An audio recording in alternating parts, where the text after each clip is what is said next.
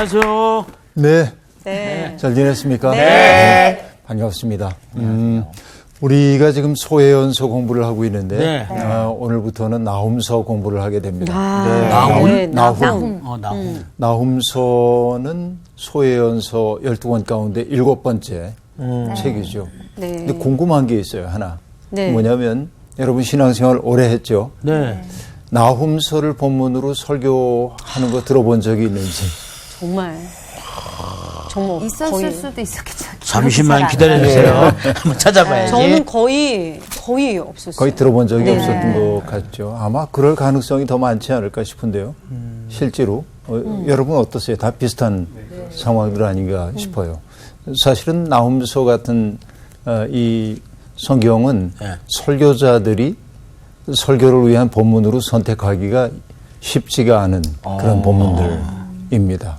실제로 이제 사람들이 성경을 읽을 때에도 자신의 마음에 찡하고 울리는 거 거기에 이제 밑줄을 긋죠. 맞아요. 주로. 네. 그리고 그걸 중심으로 성경을 이해하고. 네.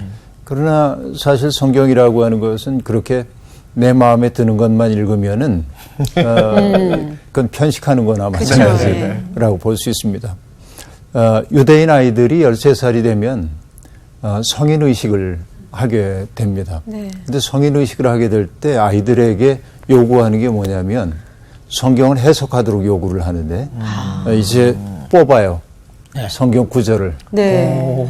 근데 그 성경 구절은 아주 편한 이야기, 예를 들면 뭐 창세기에 나오는 성조들의 이야기, 스토리가 있는 것들이면 접근하기도 쉽잖아요. 네. 그런데 레위기에 있는 제사 본문이라든지 좀 난해한 것들을 뽑게 돼. 네. 근데 그걸 뽑아도 이 아이는 그걸 가지고 해석이 안 돼. 연구를 해야 돼. 연구를 해서 사람들 앞에 회당에 가가지고 이게 나에게 주어져 있는 성경인데 나는 이 말씀을 이렇게 이해를 합니다 하고 얘기를 해야 돼요. 야, 그럼 이제 질문을 하는 거야. 여기에서.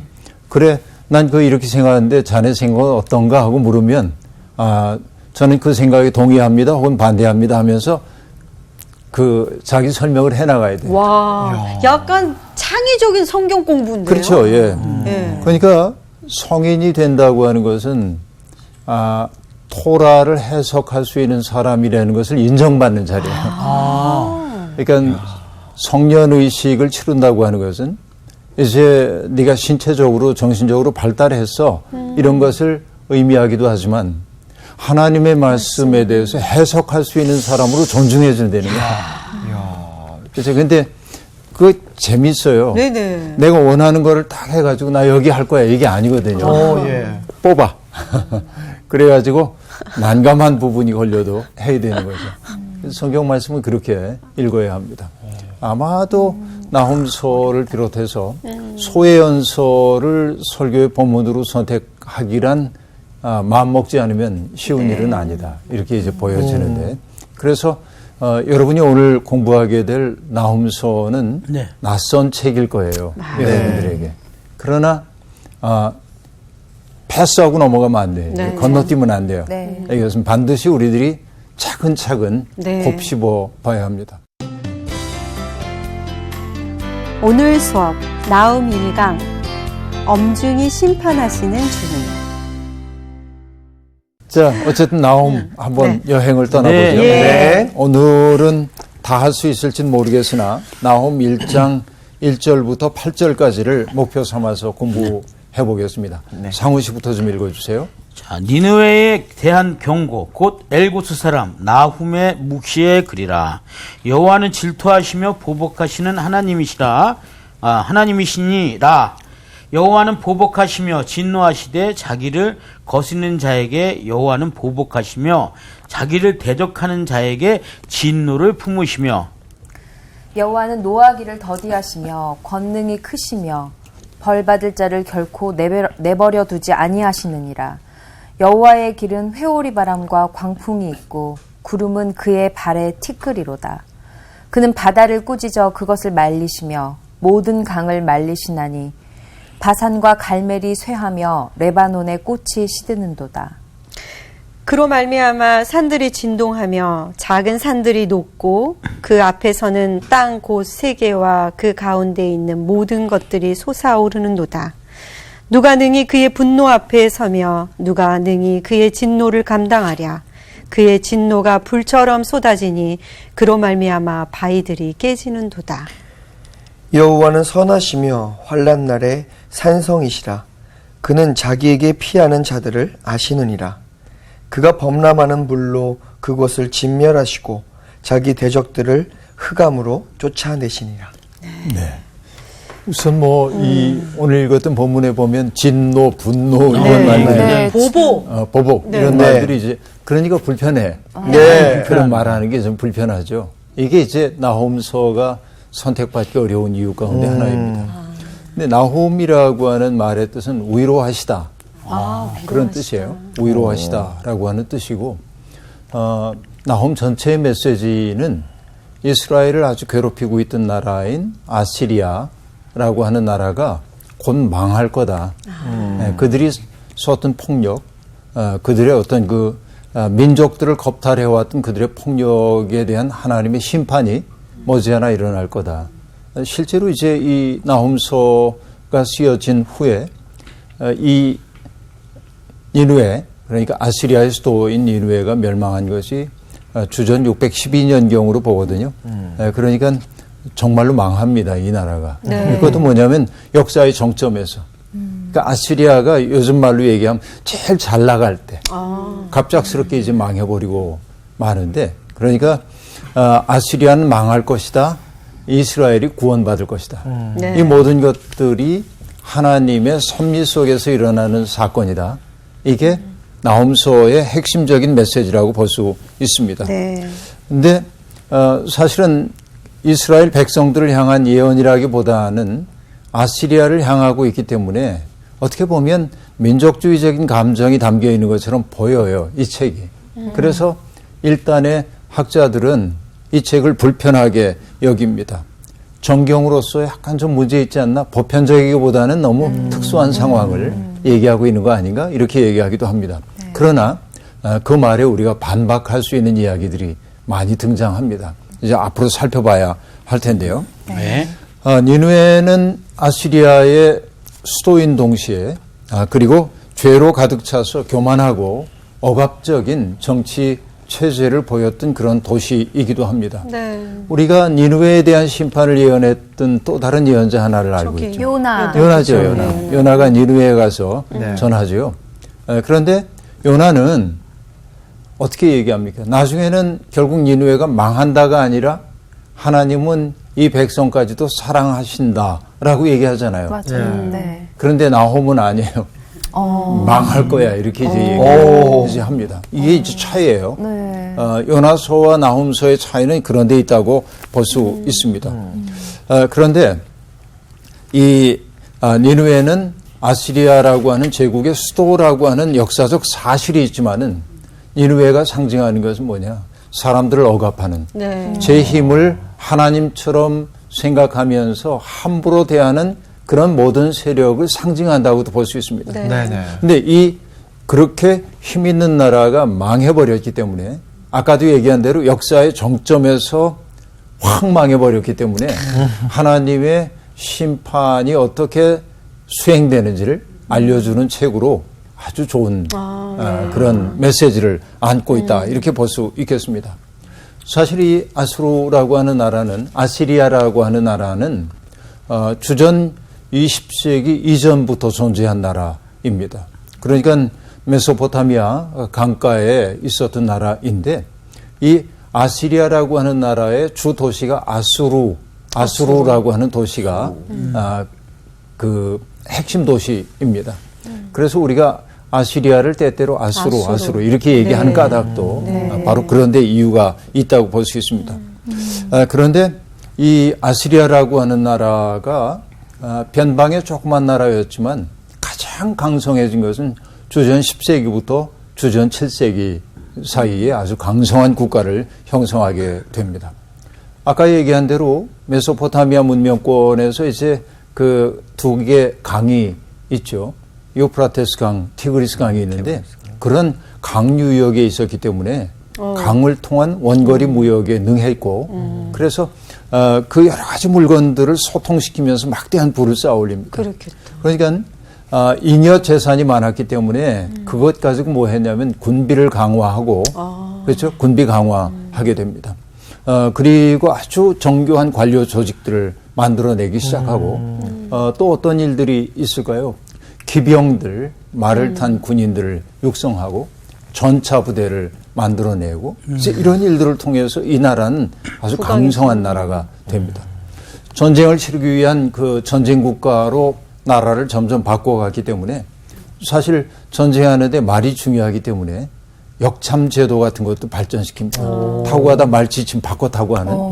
그러니까 이게 아주 그 강성한 국가의 모든 요소들을 다 가지고 있었던 것이죠. 그런데 군사력이 강력해지고 주위와 싸움에서 거의 승리를 거두게 되자 아시리아는 점점 교만해지기 시작합니다. 우리를 당할 자가 누구랴 이렇게 가는 거예요. 그래서 지금도 남아있는 아시리아의 유적들을 보면 돌에 새긴 부조들이 많이 등장하는데 그 부조는 아시리아가 적들에 대해서 얼만큼 잔혹하게 했는지를 보여주는 그런 부조들이 많이 등장합니다. 어떤 잔인한 일들을 하냐면 전쟁에 승리하면 포로들을 끌고 가야잖아요. 네. 그때 그냥 이렇게 묶고 가면 좋은데 코를 뚫어가지고 이게 소도 아닌데 코를 뚫어가지고서는 그리고 쇠사슬로 묶고 이렇게 이제 데리고 가기도 했어요. 그리고 사람들을 강제 이주시킵니다. 그런데 강제 이주시킬 때 빨리빨리 걸어가야 하는데 네. 잘 못 걷는 사람들이 있죠. 네. 특히 어떤 사람들일까요? 노약자, 노약자들, 뭐 어린 병든자들. 특히 병든 사람들도 네. 그렇고 특히 아기들. 네. 그래서 이 아기들을 돌에 맺혀 죽이고 이게 이제 그 성경에도 등장하는 얘기인데 진짜로 그렇게. 그러니까 이게 인간을 인간으로 대접하지 않는 그런 상황이었습니다. 근데 그러다 보니까 너무 잔혹하니까 네. 그리고 이 아시리아가 중앙 집권적인 국가였기 때문에 권력을 나누어주는 일을 잘하지 못했기 때문에 권력의 사각지대에서 반란이 자꾸 일어나는 거예요. 그렇죠. 그렇죠. 너무 잔혹하게 하니까 틈만 나면 벗어버리고 싶고 그러니까 이렇게 되는 거예요. 그래서 메대와 바벨론 연합군에 의해서 망합니다. 금방.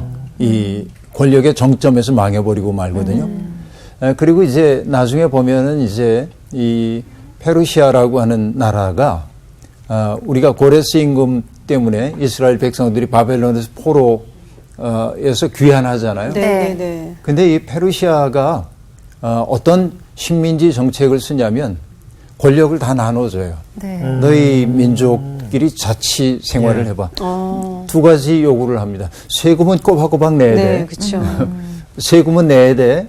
그 다음에 뭐냐면은 너희들 종교를 가지고 살아. 근데 우리 왕실을 위해 꼭 기도해 줘야 돼. 이렇게 이제 해요. 그건 뭐냐면은 아시리아라고 하는 나라가 반면교사 역할을 했기 때문에 그렇습니다. 그러니까 너무 억압적으로 했다가 망해버린 경험이 있기 때문에 페르시아는 정반대의 길로 갔던 거죠. 이게 반면교사입니다. 어쨌든 이 메시지의 핵심은 이 그 나훔서의 도입 찬가라고 얘기할 수 있는 1장 2절부터 11절에 등장하고 있는데 그 얘기는 뭐냐? 여호와가 보복하시는 분이다. 진노하시는 분이다. 네. 그렇죠? 그리고 계속 그 심판하시는 분이라는 얘기가 등장하죠. 그래서 여러분 뭐 진노, 보복. 아까 이제 상훈 씨가 읽으면서 네. 잠깐 이제 그 버벅거리지는 않았지만 당황했어요. 왜냐하면 똑같은 단어가 어감이 반복되기 좀 때문에 이상했어요. 내가 똑같은 장면을 읽는 똑같은 거 읽는 거 아닌가 하는 생각이 들었던 것 같아요. 살짝. 네. 근데 이 말이 계속 진노와 반복해요. 보복이란 말이 반복되어 네. 나타납니다. 그러니까 하나님의 심판 이것이 엄중하게 시행될 것임을 지금 얘기를 하고 있거든요. 그런데 진노와 보복은 대개 누구에게 주어지는 거죠? 자기를 거스리는 자, 야훼 하나님을, 그렇죠? 하나님을 거스르는 자들에게, 그렇죠? 진노와 보복이 주어질 것임을 예. 얘기하고 있습니다. 네. 근데 결국 이제 이 하나님을 거스르는 자들은 상당히 다양하지만 나홈서는 아까 얘기했지만 어디예요 이게? 니누에. 아시리아. 아시리아. 아시리아이죠. 아시리아 혹은 아시리아 뭐 이렇게 얘기합니다마는 아시리아라고 대개 쓰는데 아시리아 발음도 되고요. 그러니까 아시리아이지만 그 수도인 니누에이지만 대표적이에요. 그래서 하나님은 보복하시는 분이시다 하고 얘기를 하고 마지막에 3장으로 넘어가면은 아시리아가 망하는 거예요. 그래서 아시리아에 대한 만가가 등장합니다. 아, 너 망하고 말았구나. 잘난 척 하더니 이거 만가가 등장해요. 그래서 이 중간을 채우는 중간 부분은 뭐냐면은 결국은 하나님을 거스리는 자들에게 임하게 될 심판의 메시지가 4가지가 이제 등장해요. 그러니까 구조는 간단해요. 하나님은 진노하시는 분, 보복하시는 분, 누구에게? 하나님을 거스르는 자들에게. 그래서 괄호 쳐놓고 끝부분에 가면 뭐예요? 결국은 거스르다가 망한 나라에 대한 만가를 불러. 근데 중간에 나오는 내용은 뭐냐면 왜 심판받았는지 심판이 어떻게 수행될지에 대한 이야기가 4번의 심판 예고로 등장한다. 이게 이제 전체 구조예요. 전체 구조는 이해를 하겠죠? 네. 어쨌든 본문으로 가봅니다. 1장 1절이 이렇게 얘기합니다. 니느웨에 대한 경고. 자, 이 책은 경고라고 하는 말로 아주 압축적으로 시작을 하고 있습니다. 그리고 곧 엘고스 사람 나홈의 묵시에 그리라. 여러분, 엘고스라는 뜻은 하나님은 맹렬하시다라고 하는 뜻인데, 그러니까 이 지명이 가지고 있는 나홈서의 메시지가 맹렬하거든요. 네. 네. 그러니까 엘고스 사람 나홈의 대개는 어떻게 되어 있죠?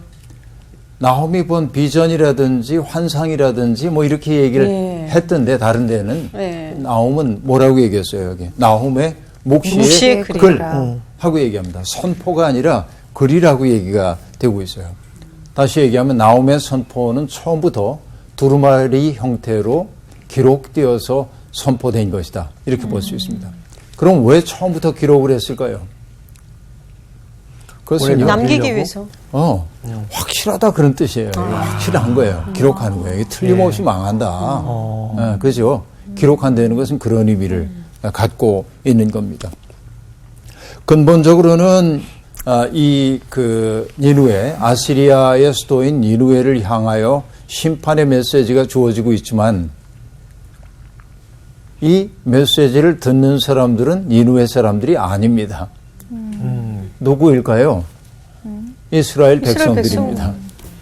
그러니까 이 얘기는 위로하시는 거죠. 결국 너희를 억압하고 있는 저 나라는 망하고 말 거야. 라고 얘기함으로 그들에게 위로하시는 거예요. 네. 그리고 동시에 위로인 동시에 아시리아처럼 살면 안 돼. 경고네. 그래. 경고이기도 하죠. 동시에. 그렇게 살면 망하는 거야. 그러니까 위로하는 동시에 경고하는 언어를 사용하고 있는 겁니다. 그래서 아까도 얘기한 대로 요나서가 하나님의 헤세드, 언약의 바탕을 둔 사랑, 이걸 이제 강조한다면 나홈서는 하나님의 정의와 분노를 보여주는 그런 책이라고 말할 수 있겠습니다. 그러니까 하나님의 분노는 세상에 정의가 살아있다는 사실을 보여주는 거죠. 그것을 나홈서는 강조해 보여주고 있습니다. 네. 그래서 오늘날 나홈서를 우리가 읽어야 하는 까닭 가운데 하나는 오늘 하나님을 믿는 사람들이 하나님의 두 얼굴 가운데 어떤 얼굴을 되게 좋아하냐면 용서하시고 인내하시고 위로하시고 내 편이 되어주시고 어떤 경우에도 다 받아들여 주시는 그런 따뜻한 아버지의 이미지, 따뜻한 어머니의 이미지로 하나님을 소비할 때가 있어요. 맞아요. 그러나 하나님은 동시에 어떤 분이냐면 그런 요소도 있지만 벌하시는 분이기도 하고 그럼요. 인간의 죄에 대해서 심판하시고 정의를 세워가시는 분이기도 하거든요. 그러니까 오늘 우리들이 어떤 마음으로 살아야 하는지를 이 나홈서를 통해 배울 수 있는 거죠. 2절은 이렇게 얘기되잖아요. 여호와는 질투하시며 보복하시는 하나님이시다. 또 보복하고 진노하신다. 보복하고 진노하신다. 그렇죠? 질투하는 하나님. 네. 보복 제곱이에요. 그러니까 진노하고 보복하는 하나님, 질투하는 하나님. 어떻게 보면 네. 우리가 하나님에게 더 씌우고 싶지 않은 이미지들입니다. 하나님은 계속 용서해야 되고 용서해 주시고. 보편적이어야 하고 그런데 그렇죠. 나홈서에 등장하고 있는 이 언어는 우리가 알던 하나님의 얼굴이 아닌 것처럼 여겨지기도 합니다. 근데 하나님이 질투한다는 말이 질투라는 게 부정적 감정일 때가 많기 때문에 아니 하나님에게 질투란 용어를 써도 되는 거예요? 이런 생각이 들기도 하죠. 예. 근데 질투의 이면엔 뭐가 있냐면 사랑이죠. 사랑이죠. 사랑이 없으면 사랑이 없으면 질투하지 질투 않죠. 없어요. 그럼 관심도 없죠. 네. 그래서 뭐냐면 사랑의 언약 관계를 맺었어. 근데 파트너가 다른 사람을 사랑해. 아우 그럼 질투나죠. 그럼 질투나죠. 그러니까 하나님도 그런 거예요. 사랑하기 때문에 네. 질투하는 거죠. 그리고 하나님은 당신의 통치권에 도전하는 일체의 세력에 대해서 용납하지 않으신다. 이렇게 이제 얘기하고 있습니다. 사람들이 하나님 아닌 다른 것들을 경배하는 것을 하나님은 참아내지 못하신다. 이렇게 네. 말합니다. 그래서 결국 하나님을 거스른다라고 하는 것은 뭐냐면 우리가 소예언서를 통해 계속 배웠습니다만 하나님의 세계 질서를 세우고 있는 두 가지의 토대가 있다면 정의와 공의라고 얘기를 했어요. 네. 그러니까 하나님을 거스린다고 하는 것은 이 땅에 마땅히 시행되어야 할 정의와 공의를 무너뜨리는 자들이라고 볼 수 있습니다. 그렇죠. 여러분 세상을 지탱하는 기둥 얘기가 나왔는데요. 아브라함 조수아 헷셀이라고 하는 분이 세상은 세 개의 기둥 위에 서 있다고 얘기를 이제 합니다. 그게 하나는 뭐냐면은 정의. 예배이고요. 네. 또 하나는 자애, 사랑이에요. 그리고 공부야. 공부? 이상하잖아요. 웬 공부 위에 서 있나? 이상하잖아요. 공부하는 거예요. 이게. 근데 공인 줄 알았더니 공부네요. 공부예요, 공부. 어. 근데 예배한다고 하는 것은 뭐를 예배로 얘기를 하는 것이죠? 하나님에게 마땅히 돌려야 할 영광을 돌리는 게 예배인 겁니다. 그러니까 나의 삶이 한계가 있다는 사실을 알고 하나님에 대한 경외심을 품고 사는 것이 예배. 네. 이걸 잃어버리면 세상은 무너진다 하는 얘기입니다. 자애로움이라는 것은 뭐죠? 나의 옆에 있는 사람 혹은 피조 세계를 하나님이 창조하신 존재로 바라보면서 사랑과 애긍의 마음으로 바라보는 것이 자애입니다. 공부라고 하는 것은 뭐냐면 나와. 끊임없이 나의 삶을 바로 이런 삶에 연결시키기 위해서 나의 한계를 돌파해가는 그런 것이 공부예요. 책만 들여다보는 게 공부가 아니라 네. 이 세 가지의 기둥 위에 서 있어야 돼요. 근데 여러분 이 기둥 이런 내용들이 결국 뭐냐면 공의와 정의로 나타날 텐데 이것들을 무너뜨리는 행위에 대해서 하나님은 진노하신다. 네. 그리고 그것을 무너뜨리는 사람들에 대해서 반드시 보복하신다. 이렇게 말합니다. 근데 여러분 보면요. 3절은 이렇게 말합니다. 여호와는 노하기를 더디하시며 권능이 크시다. 여러분 노하기를 더디하신다는 이 말은 하나님의 성품을 알려주는 대목이기도 하잖아요. 네. 그러나 약간 뜬금없어. 왜? 조금 전에 뭐라고 얘기했어요? 질투하시고 진노하고 보복하고 분노하시고 네. 보복까지 하시는. 근데 갑자기 노하기를 더디하신대. 뭔가 좀 밸런스가 안 맞는 반대적인 거죠. 성향을. 그렇죠. 네. 이거 어떤 의미냐면 하나님이 정말 진노하고 보복하는 분이면 왜 쟤들 그냥 놔두세요? 아, 하고 얘기할 때 그때 지금 하는 얘기예요. 하나님은. 근데 노하기를 더디하신다. 그것은 내가 무능해서 심판 안 하는 게 아니야, 지금. 그렇죠? 무능해서가 아니에요. 뭐라고 지금 얘기를 하고 있습니까? 아수르가 저지른 만행을 바라보면 이제 그들을 바로 심판을 해야 하지만 그러나 하나님의 심판이 지연된 이유가 무엇인지 그 이유를 지금 밝혀주고 있는 겁니다. 그건 뭘까요? 때가 무르익는 거예요. 네? 카이로스란 말 여러분 들어보셨죠? 네. 네. 시간인데 예, 시간. 하나님의 시간이에요. 하나님의 때. 마치 하나님의 때를 설명하기 위해 이렇게 얘기합니다. 가을이 되면 밤나무에 네. 밤이 탁 달리잖아요. 그리고 여러분 이 밤이 신기한 게 벌어져요. 많이 이건 벌어지잖아요. 네.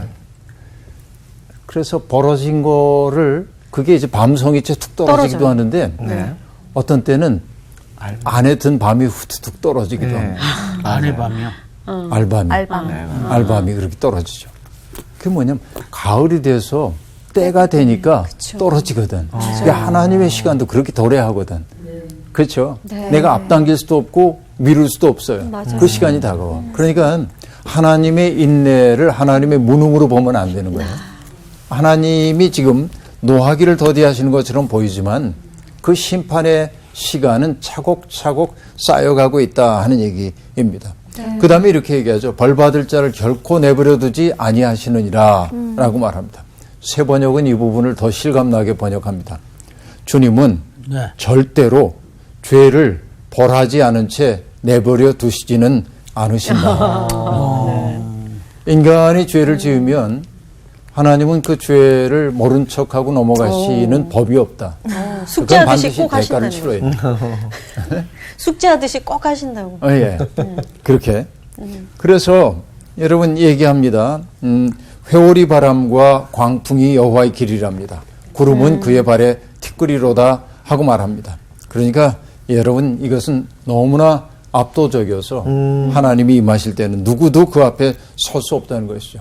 하나님은 그렇게 벌하시고 때때로 낡은 것들을 무너뜨리는 분이기도 합니다. 네. 여러분 힌두교 얘기 혹시 아시는지 모르겠는데 힌두교가 주로 어느 나라에서 숭배되고 있는 종교죠? 인도이죠. 네. 사실은 힌두교라고 하는 것은 산스크리트어로 대하, 그러니까 큰 물을 뜻하는 신두라고 하는 말에서 유래합니다. 신두가 산스크리트어로 대하를 뜻하는데 그래서 힌두교라고 얘기를 하고 있는데 그 인더스강 흘러가는 겐지스강이나 이런 강들 때문에 그런 말이 나오지 않았는가 싶습니다. 그런데 힌두교에서 아주 그 최고의 신, 힌두교는 뭐 수억의 신이 있다고 얘기를 하고 있는데 다 신이야. 예. 저 남미에서는 마라도나도 신이라고 그러니까 그렇게 숭배하는 사람들이 있다니까 축구 선수. 근데 이 힌두교에서는 3대 신이 있어요. 그래도 네. 최고 신이. 네. 그게 누구냐면 브라흐마라고 하는 신과 그다음에 비슈누라고 하는 신이 있고 그다음에 시바라고 하는 신이 있습니다. 근데 각각 뭘 관장하냐면 브라흐마는 창조신이야. 뭔가를 창조해. 그다음에 비슈누는 유지하는 신입니다. 근데 시바는 뭐냐? 파괴의 신입니다. 파괴. 그러니까 신은 파괴하면 안 될 것처럼 보이는데 예. 파괴해. 낡은 것들을 파괴해야 새 것이 나오기 때문에 그렇습니다. 그러니까 이 시바 신의 모습은 무섭게 형상화되어 있습니다. 파괴하는 존재니까.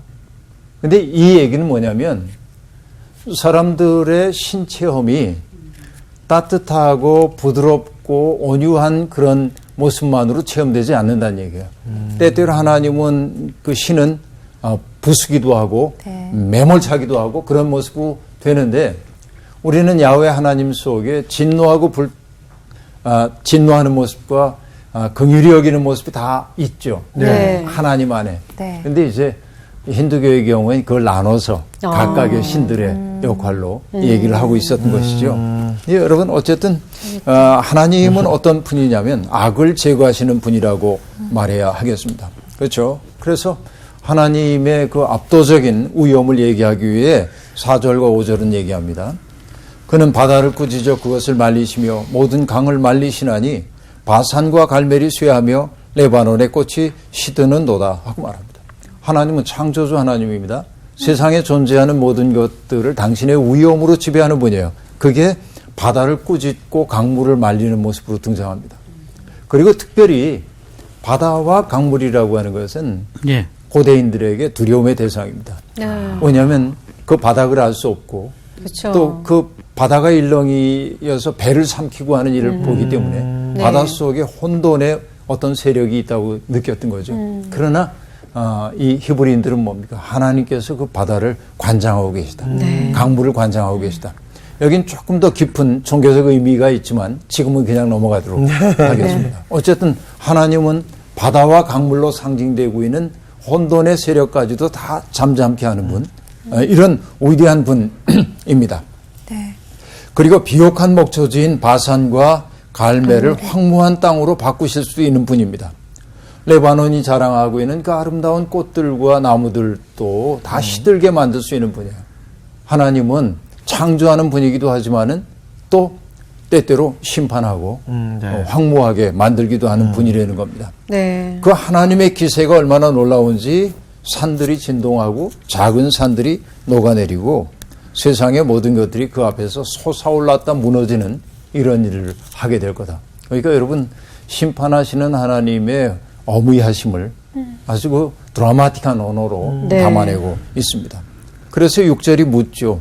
누가 능히 그의 분노 앞에 서며 누가 능히 그의 진노를 감당하랴. 여러분 여기 누가 이런 말을 반복하고 있는데 네. 우리는 그 누가를 이 나홈이 쓰고 있을 때 누가가 누구인지를 대충 알아. 그게 뭐냐면 아시리아죠. 아시리아뿐만 아니라 아시리아로 상징되고 있는 힘 있는 거들먹거리고 있는 힘 있는 사람들. 우리 주변에도 있잖아요. 네. 그러니까 누가 감당하랴 하고 얘기하므로 감당할 수 없다라고 하는 말이죠. 하나님의 그 심판의 위험 앞에서 스스로 견뎌낼 수 있는 존재는 세상에 없어. 그 얘기를 지금 하고 있는 거죠. 네. 그분의 진노가 불처럼 쏟아지니 그로 말미암아 바위들이 깨지는도다 하고 말합니다. 세상의 어떤 세력도 하나님의 심판을 견딜 수 없는 거예요. 그래서 여러분 우리 찬송가 70장 가사 떠오릅니다. 어떤 가사냐면 이방이 떠들고 나라들 모여서 진동하나 우리 주 목소리 한 번만 바라면 전하의 모든 것 망하겠네. 그죠? 네. 그 가사 기억나세요? 그 다음에 이런 뒤에 가사는 이렇게 됩니다. 만유주 하나님 우리를 도우니 피난처요. 세상의 난리를 그치게 하시니 세상의 창검이 쓸데없네. 이 가사 속에는 두 가지 내용이 함께 있습니다. 하나님을 거스리는 이방 세계들이 모여서 진동하지만 하나님이 한 번만 목소리를 바라시면 천하의 모든 것 다 망한다 말이죠. 그러나 반대로 만유주 하나님이 우리를 도우시고 우리의 피난처가 되어주시기 때문에 세상에 창검이 쓸데없다. 이거 굉장한 찬송가이죠. 네. 그렇게 말할 수 있습니다. 그리고 여호와의 선하심에 대한 이야기가 7절과 8절에 등장합니다. 여호와는 선하시며 환난 날에 산성이시라. 자, 여호와의 그 심판하시는 위험 앞에 세상의 어떤 세력도 버틸 수 없다는 얘기를 하는 동시에 그 다음에 여호와는 선하시며 환난 날에 산성이라고 말하므로 세상의 모든 선한 것이 그분으로부터 흘러나온다는 사실을 보여주고 있습니다. 하나님은 그렇게 어무이하게 세상을 심판하시는 하나님은 자기에게 피하는 자들을 아시느니라. 그래서 범람하는 물로 그곳을 진멸시키고 또 자기 대적들을 흑암으로 쫓아내시는 분이 하나님이라고 말하고 있습니다. 여러분, 하나님은 선하시며라고 얘기합니다. 하나님의 선하심은 뭘 뜻하죠? 하나님의 선하심. 자, 약간 철학적인 얘기를 해보십시다. 네.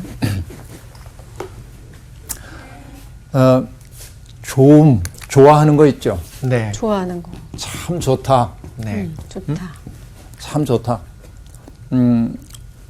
맛있는 음식을 보면 네. 와, 참 좋다. 그죠? 좋죠. 좋다. 근데 이제 예를 들어 상훈 씨가 지금 맛있는 음식을 봤는데 참 좋다 그랬어. 상훈 씨한테 좋아. 그런데 옆에 앉아있는 나훈 씨는 난 이 음식 싫어. 그럴 수도 있잖아요. 네. 취향이야, 이거는. 그렇죠. 좋음은. 그렇죠. 이게 이제 좋음의 한계입니다. 개인적이에요. 좋다고 하는 것은.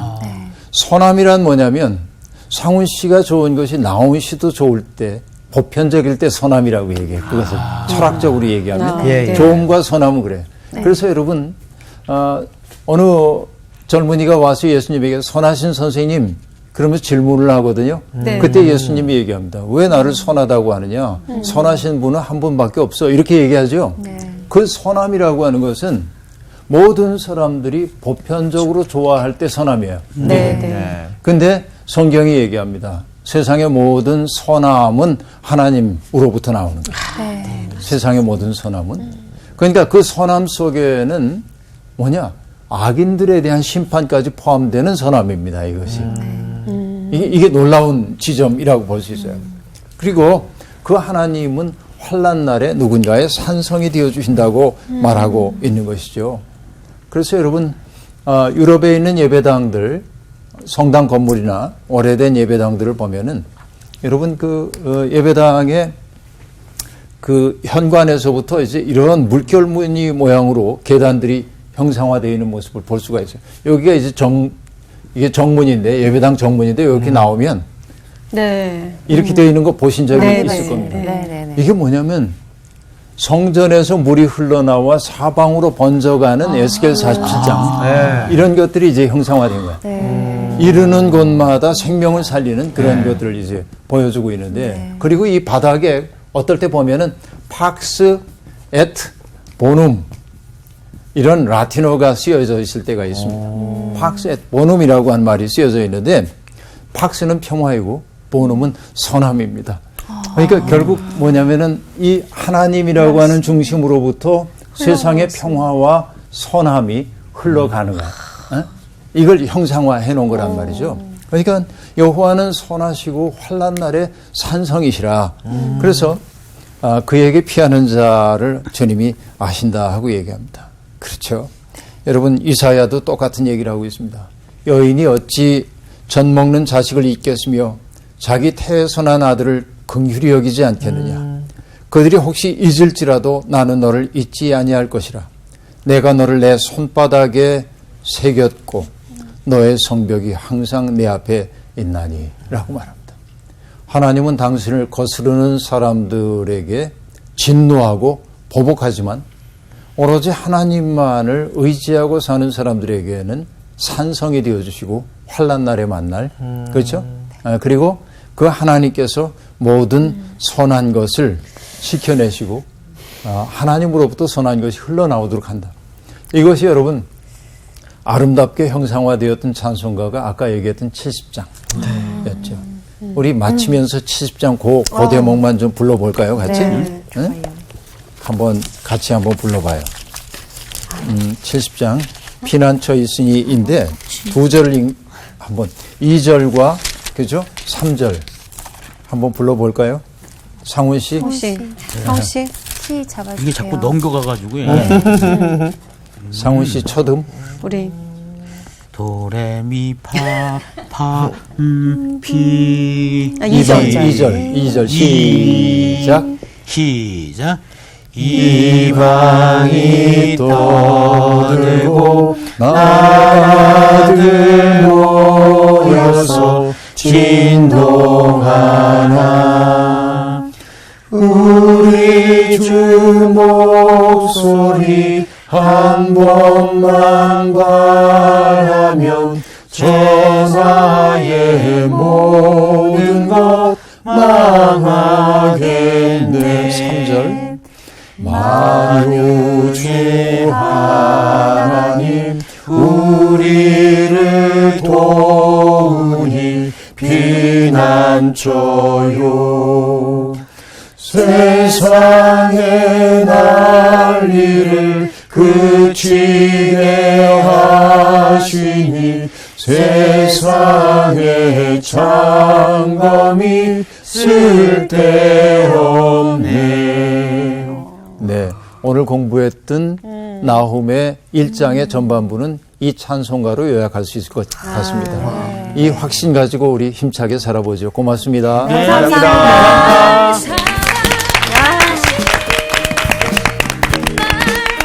나는 내내 이 말씀 오늘 지금 나온 배우면서 느꼈던 게 엄마가 회초리를 들고 있어. 그래서 이렇게 해서 이렇게 하면 어떻게 하겠어? 엄마가 가만히 두겠어?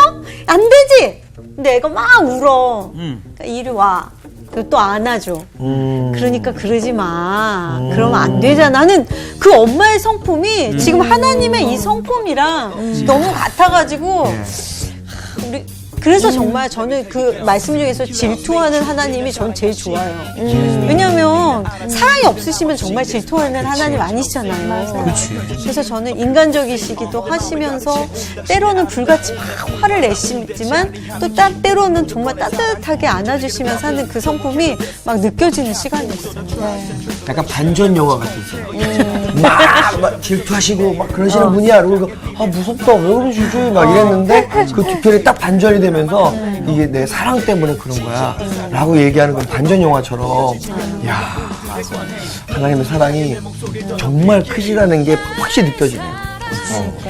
하나님은 우리를 제가 봤을 땐 피조물로 보시지 않는 것 같아요. 그냥 하나의 어떤 사랑의 대상으로 이렇게 내 자식처럼 진짜. 그렇게 보는 것 같은 느낌이에요. 우리는 자꾸 우리 하나님 하는 신호를 모시잖아. 근데 사실 그게 아니라 그냥 자녀로서 아빠한테 달려가는 그 모습. 그거면 족한 거 않겠니? 너무 네, 인간 맞습니다. 인간이 아무리 뭐 의롭다, 뭐 선하다, 좋다 해도 진짜 평화, 선함, 좋은 건 하나님으로부터 온다는 거. 그걸 또 다시 한번 느꼈어요. 맞아요. 저것처럼 생명물이 이렇게 흘러서 우리한테 주신다고. 오늘 또 이 시간 우리 성사학당을 통해서 우리의 평화와 또 이 선하심이 또 흘러 넘치고 있잖아요, 지금. 우리 그렇죠? 방송이 지금 팍팍 나가고 있죠. 네. 이 흘러 넘침이 계속 넘쳐가지고 그렇지. 세계 만방에 흘러 넘쳤으면 좋겠습니다. 그래, 우리 언제 끝나 근데? 갑시다. 이렇게 따라갑시다. 네. 이번 주 퀴즈입니다. 니느웨를 향한 하나님의 심판을 전한 선지자는 누구인가요? 1번 오바다, 2번 미가, 3번 나훔. 정답을 아시는 분은 CBS 성사학당 홈페이지에 정답을 올려주시거나 우편으로 보내주시면 됩니다. 선정되신 분들에게는 하나님의 말씀을 전 세계에 보급하는 대한성서공회에서 성경 통독을 위한 최고의 자습서 성경 2.0, 세상을 바꾸는 복음 매거진 크리스채너티 투데이 1년 정기 구독권, 성경을 쉽고 재미있게 가르쳐주는 성사학당 선생님들의 저서 중 하나를 드립니다.